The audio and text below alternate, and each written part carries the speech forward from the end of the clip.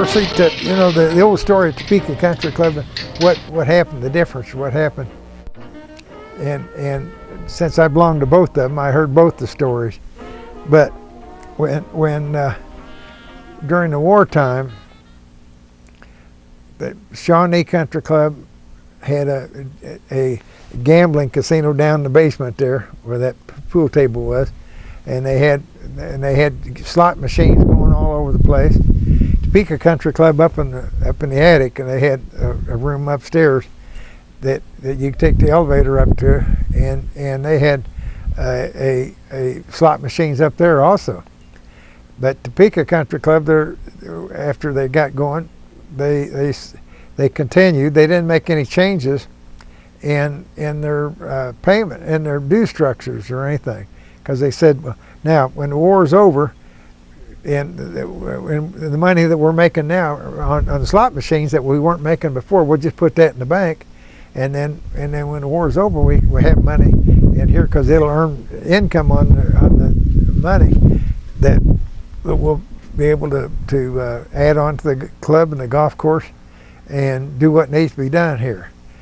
And that's the way to do it. Well, Shawnee Country Club, they said, look at all this extra money coming in. Why, hell, we can just cut down the dues to $5 a month or something like that, because we're making so much money on the slot machines, and that we don't need to spend any more money. So that's what they did. And then when the war is over and they need to do some expansion, they had to borrow the money, and look what happened to them. Now they're busted. But Topeka Country Club, took the high road and built up a fund to be able to do that. Shawnee was overspending all the time. And when I first joined Topeka, Shawnee Country Club, it really wasn't much difference in Topeka, I don't think. I didn't see much difference. The people at Topeka, some of them thought they were God's chosen or something. A few of them did, but overall, I think there was a lot of classy, good people at Shawnee Country Club. Yeah. And of course, a lot of them started moving out of there pretty quick too.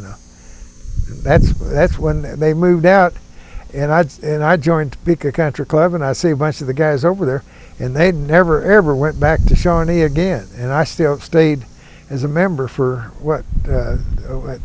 13 years, I guess, because I had a lot of friends over there and liked it, and I thought those people are assholes that dumped all their old friends and never go back again. Now they think they're high flyers because they belong to Topeka Country Club.